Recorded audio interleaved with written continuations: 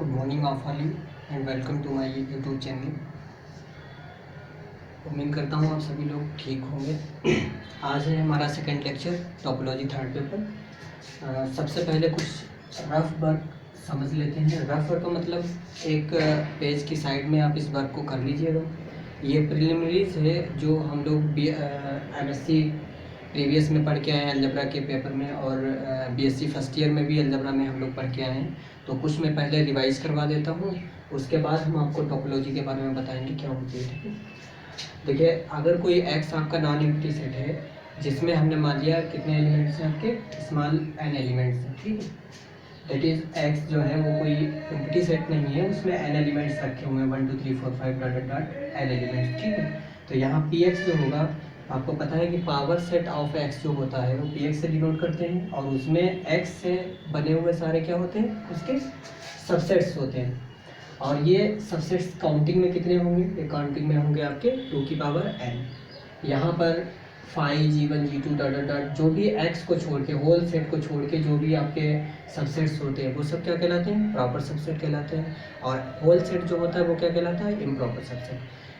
Proper subset की definition क्या होती है, ऐसे सबसेट्स जो किसी में कंटेन हो, किसी दूसरे सबसेट में कंटेन हो, तो वो ऑलवेज क्या कहलाते हैं, एक प्रॉपर सबसेट कहलाते हैं। जबकि इम्प्रॉपर सबसेट जो है वो किसी भी सबसेट में कंटेन नहीं होना चाहिए। ठीक है, तो ऐसा सबसेट क्या कहलाता है, आपका इम्प्रॉपर सबसेट कहलाता है।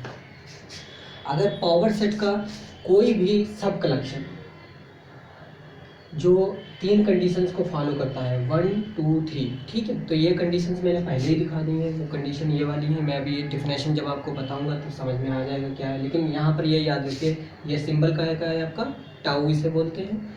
और इस टाउ में जो कलेक्शन होता है वो ऑलवेज एक्स के सबसेट्स का कलेक्शन होता है। ठीक है, या मैं यूँ कहूँ कि पावर सेट के जो आपका होता है उसका सबसेट्स का कलेक्शन जो है वो क्या होता है, टाउ।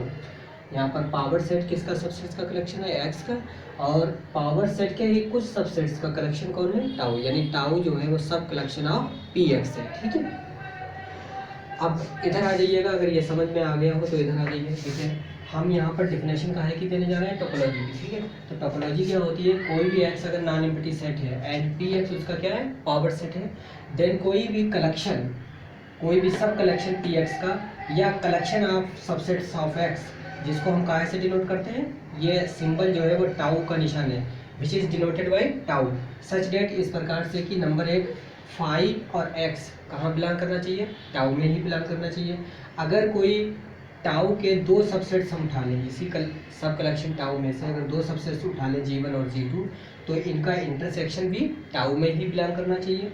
और अगर आर्बिट्री नंबर ऑफ सबसेट्स अगर हम टाउ के उठा लेते हैं तो उन सभी का यूनियन भी कहाँ बिलोंग करना चाहिए, टाउ में बिलोंग करना चाहिए। यहाँ पर देखिए इसका लिखने का तरीका क्या है कि अगर टाउ के जितने भी टाउ में कलेक्शन है सबसेट्स का, उन सब को अगर हम ले लें और उनका अगर यूनियन करें तो वो भी कहाँ होना चाहिए, टाउ में। तो ऐसे सब कलेक्शन को जो जो कहते हैं कि जितने भी पॉसिबल हो तो इसको कहते हैं आर्बिट्री सब कलेक्शन। तो यहाँ पर टाउ में अगर आर्बिट्री नंबर ऑफ सबसेट्स हम उठा लें तो उनका यूनियन वो भी कहाँ हो, टाउ में ही हो।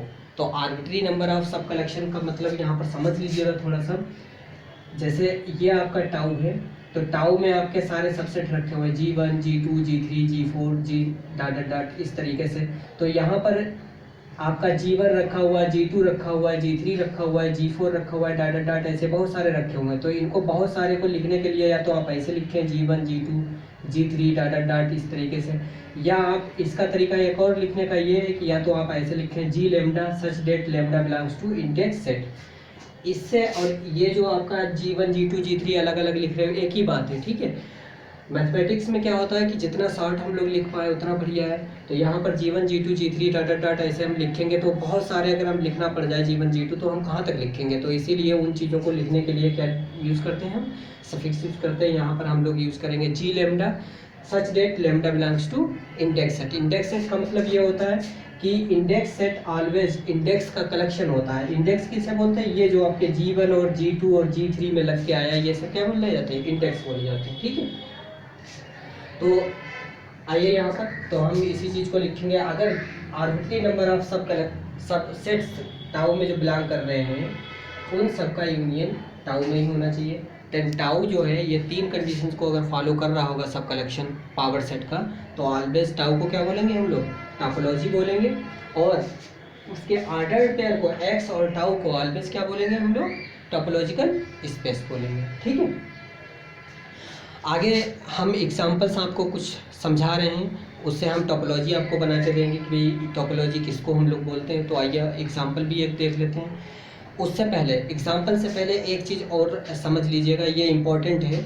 यहाँ पर टोपोलॉजी की डिफिनेशन एक तो ये दे सकते हैं, और एक टोपोलॉजी की डिफिनेशन हम लोग टाउ ओपन सेट्स के रूप में भी दे सकते हैं। ठीक है, इसको गौर से सुनिए, मैंने यहाँ पर मेंशन नहीं किया है, लेकिन पीडीएफ फाइल जो मैं बच्चों को देता हूँ उसमें हम हर एक चीज़ को मेंशन कर देते हैं। इतनी चीज़ें बोर्ड पर समझाना पॉसिबल नहीं हो पाता है, इसलिए मैं मुँह केवल बोल के आपको समझा दे रहा हूँ। ठीक है, आइए ओपन सेट के रूप में टोपोलॉजी की परिभाषा को हम लोग देखते हैं क्या होती है। ठीक है, तो यहाँ पर एक जो है हम लिख सकते हैं कि अगर टाउ आपका जो है एक्स की टोपोलॉजी हो जाती है, तो टाउ में जो भी कलेक्शन आपका रहा होगा उसको हम लोग क्या बोलते हैं, उसके प्रत्येक मेंबर को टाउ ओपन सेट्स बोलते हैं। ठीक है, क्या बोलते हैं, टाउ ओपन सेट्स।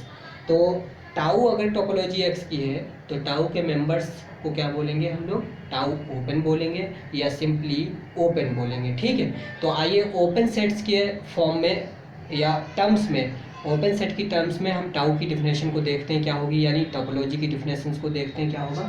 तो नंबर 1 हमने यहाँ लिखा है कि फाई और एक्स कहाँ बिलोंग करना चाहिए, टाउ में।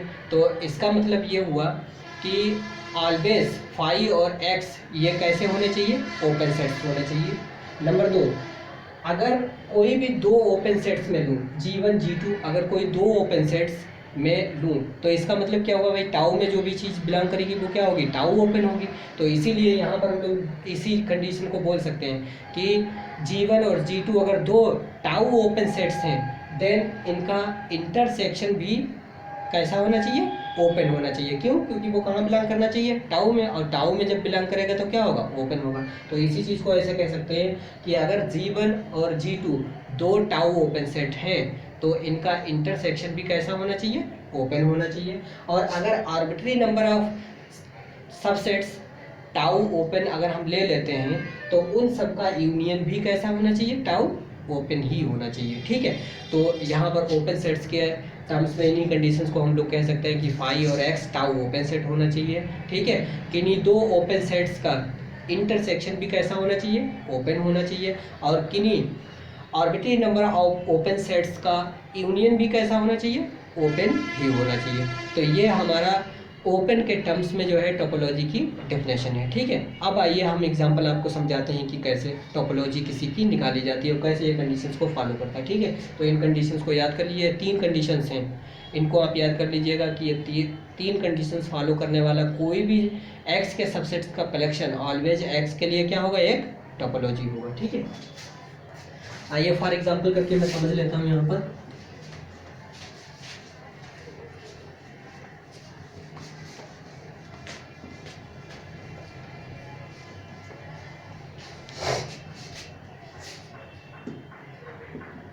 देखिए एक्स को ही हम नॉन एम्प्टी सेट ले लेते हैं जिसमें आपके मेंबर कितने हैं, हम 3 मेंबर माने ले रहे हैं ए बी सी। देखिए यहाँ पर आप सेट्स कोई भी मान सकते हैं, ये नॉन एम्प्टी होना चाहिए, उसमें चाहे 2 मेंबर हो, चाहे 3 मेंबर हो, चाहे 4 मेंबर हो, चाहे 5 मेंबर, वो तुम्हारे पर डिपेंड करता है आप कैसे ले रहे हो उसको। ठीक है, तो हमने यहाँ पर मान लिया कि एक्स में कितने मेंबर्स हैं, टोटल 3 मेंबर्स हैं। तो इसके पावर सेट में अगर देखेंगे तो आपके पावर सेट में कलेक्शन क्या होगा, उसके सबसेट्स का कलेक्शन होगा। तो इसके सबसेट से एक एम्प्टी सेट जरूर होगा, एक ए जरूर होगा, और एक वी जरूर होगा, और एक सी होगा, एंड आपका ऐसे ही ए बी होगा, आपका ऐसे ही ए सी होगा, और आपका ऐसे ही बी सी रहा होगा, और आपका फिर एक्स रहा होगा।